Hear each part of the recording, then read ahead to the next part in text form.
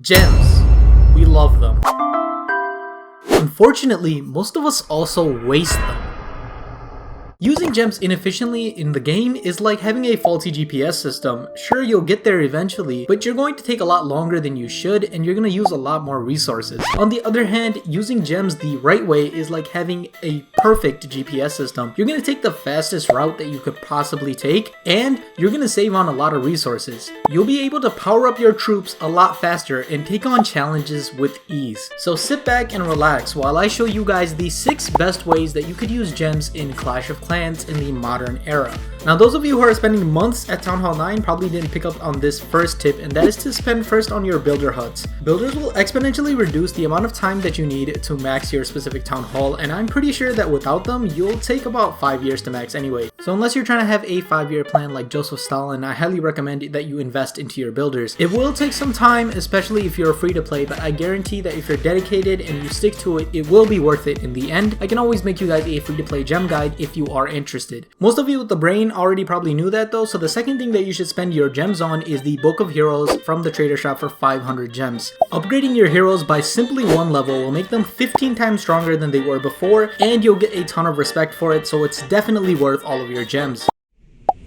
In all honesty though, there's about 265 hero levels, so anything that you could do to decrease the amount of time you're upgrading them and increase the amount of time you're using them and not watching them sleep is a great thing. You also get 7 days per book of heroes, and that is pretty good in terms of efficiency. Now, I know some of you are out there and you live with a calculator in your left hand and you're going to be telling me, what about the books of building? Although you could get more days with the books of building, a single building upgrade isn't worth the same thing as a hero upgrade. Your bomb tower going level 5 to level 6 is not going to matter as much, or your mortars going any levels at all. I mean, honestly, the only thing the mortars need is a book of rework. Long story short, the Book of Heroes is the second best gem option in the game. Now, the third best way you could invest your gems is by buying a resource potion. There's nothing better than watching your hard-earned gems make your Dark Elixir collector go from 480 per hour to 960 per hour. Those heroes are really going to be moving now.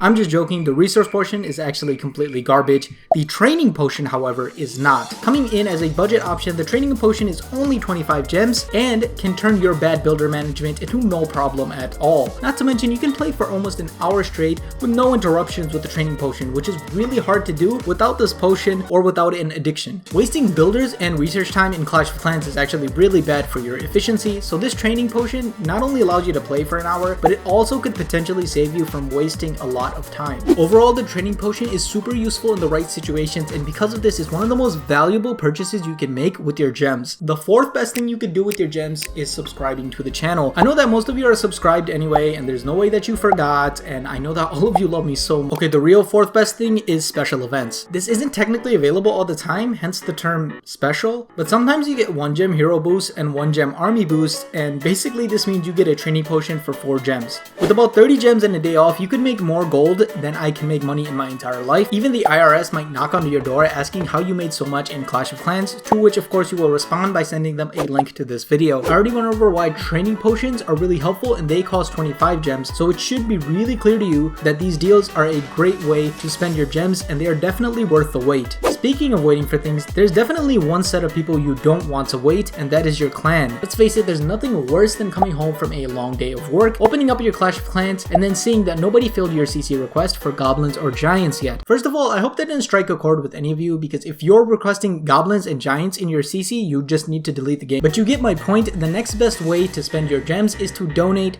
I have a link in the description. You should only donate if you have 1 gem donations though, of course, unless you of course like to throw away gems or you like to watch money burn. 1 gem donations are absolutely insane because you can go ahead and fill up entire clan castles regardless of what you have trained and what's being requested. They can save yourself and your clan a lot of time, a lot of effort, and of course a lot of super boosts. It's really what sets apart the big clans from the small ones, and more definitively, it's what sets apart the spenders from the non-spenders. I've got one more way that you can go ahead and use your gems, and that is by spending it on cosmetics. Now, I couldn't really rank cosmetics because I can't tell you how important cosmetics are to you. Only you can tell you how important cosmetics are to you. And I know the ones that are watching that buy name brand clothes because you like the way the logo looks on the clothes are really happy I just said that. Cosmetics are really fun, and max players can go ahead and invest in them too, because they're definitely not going to go ahead and invest them into resource potions. Of course, if the appearance of the game is something that you're into, having something like a brand new scenery or brand new hero skins could really up the game. Of course, you could also become one of the elite and basically have this windmill, which of course costs raid medals and not gems. And you might be wondering right now, what's the best way to spend raid medals? If you want to be efficient with your raid medals, you should probably watch this video right here that I made 3 months ago that all of you probably already watched, because I know that all of my viewers are subscribed to my channel. I mean, why am I even mentioning this anymore?